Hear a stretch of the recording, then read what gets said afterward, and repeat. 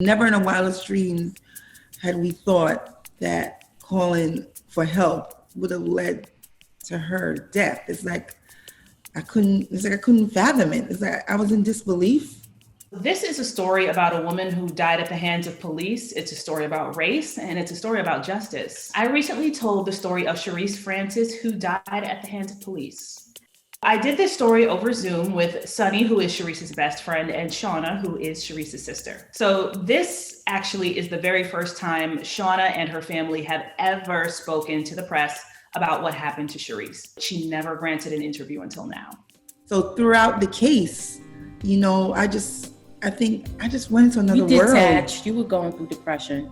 I mean, at that time, I remember saying to myself, I said, I don't even care if I live right now. And so I just suppressed everything. This is the hardest thing for me, to sit here today before you. It's the first time I've opened up. So on March 15, 2012, Shereese Francis's mom and sister called 311 for help with trying to get their little sister, Shereese, to take her schizophrenia medication. She had recently been diagnosed when she was in college and had been living with it. And from time to time, this was something they would do. They would call 311, the ambulance would come, they would take her to a local hospital in Queens, New York City. When they came, to my surprise, it wasn't the paramedics who came like before. It was the police officers. 4 officers came. And they asked me where she was, and I said, well, she's downstairs. So the NYPD showed up. Shereese had been down in the basement. They said they had like a bed in the basement. And when cops arrived downstairs, she was totally like, who are you? Get away from me. What's going on?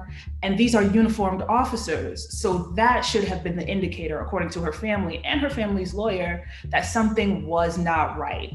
A lot of what the police do is so-called EDP calls. At least in New York, that's what we call them. EDP means emotionally disturbed person. I think it's kind of an ugly and reductive term. Shereese was living with mental illness and without violence in her life. In this case, however, unlike prior occasions, police came instead of an ambulance. Now, the police respond to these calls, but it is well known that they don't have the training or expertise, and in many cases the temperament to deal with an individual who's going through a mental health crisis. When Inside Edition Digital asked the NYPD about their protocol when it comes to handling EDP calls, they directed us to their patrol guide. It reads in part, quote, the primary duty of all members of the service is to preserve human life. Deadly physical force will be used only as a last resort to protect the life of the uniformed member of the service assigned or any other person present. Instead of de-escalation, it escalated and got way out of control. Shauna, who witnessed the whole thing, she said it was a number of police officers who came down to the basement, tried to subdue her. She wound up on the bed. She tried to get away by running up the basement stairs, but she wound up on the bed. One of the officers kind of had her face down on the bed, his full body weight on top of her and his knee in her back, which according to the medical examiner caused her death. But I was pacing back and forth, because I trusted these police officers. I thought they knew what they were doing. Mm-hmm. So I just kept saying, Shereese, please cooperate with the police officers. They're just trying to help you to get back to the hospital. But they continued with this aggressive force, on top of her. And she was just, screaming, get off of me, get off of me, get off of me. And she's screaming and I'm walking back and forth. After she witnesses the officer put the knee in her back, she says police told her and her mom, who had kind of been in and out, to leave the house. They waited for more than an hour to hear anything from police before they said, okay, we're going to take her to Jamaica Hospital. So they take Shereese to Jamaica Hospital. Shauna and the rest of her family follows. And not long after, they told her that she just was not going to make it. So according to Shauna, she didn't really immerse herself in the legal proceedings or what wound up happening after that. She still does not know the names of the officers involved because she was so traumatized by it. I don't know. I didn't go digging asking these questions because I just couldn't couldn't face it. Like, I believe, and I don't know if she's going to admit it, but I believe she was going through a sense of depression, just detaching from anything to deal with Shereese, anything to deal with the crime, the officers, anything. She was just detaching. Yeah, I definitely was, because I was in my bed for a long time. So what happened after was there was no arrest. So the family hired a lawyer. That lawyer's name was Steve Vaccaro of Vaccaro and White. And essentially what he tried to do was get some sort of accountability. Remember, there were no body cams at this time. This was in early 2012. What happened? What were the reports? And what is the account? What is your side of the story? We didn't get that much evidence out of the police, but everything we got out of them added up to it was the police's fault. And they didn't follow the rules they were supposed to follow. And Shereese had died as a result. And it ended up becoming a negotiation over a very large sum of money that would be paid to the family. And ultimately, I think the family just wanted to move on. The family never spoke of it. Shauna, after the legal proceedings were done, she said that she just wanted to put it behind her.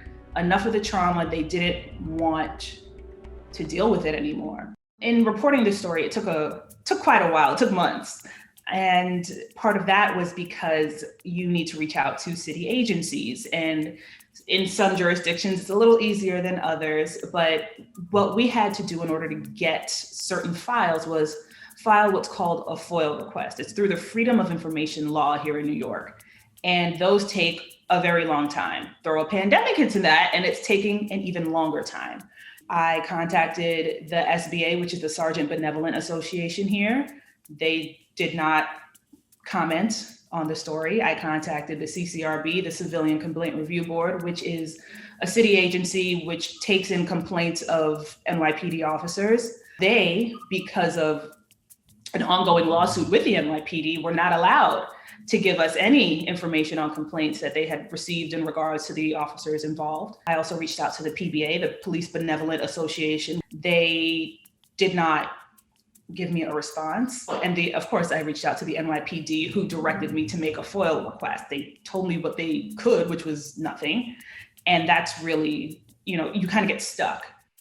It can be really tricky when it comes to trying to find information when so many laws will not allow you to release it. I know what George Floyd family's going through, Eric Garner.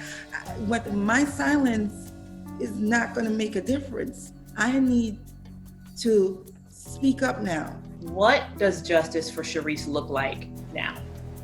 Well, justice for Shereese looks like the Shereese Francis Act being passed. Even though this happened 8 years ago, the family still wants the officers involved to be arrested and charged in the death of Shereese Francis. Sunshine Smith-Williams and Shauna Francis are working on the Shereese Francis Act. What that act essentially would do is bar police officers from using their knees in people's backs, because that's essentially what led to the asphyxiation, and that's what led to Shereese's death. So they want more police accountability. They want trained mental health professionals who at least have had a long experience with dealing with people who have had PTSD and other similar issues to respond alongside police officers. I got emotional several times working on this story and hoping that I was doing the right thing. And the response has been good. And now, the family is working and talking to local elected officials about how they can push this bill through.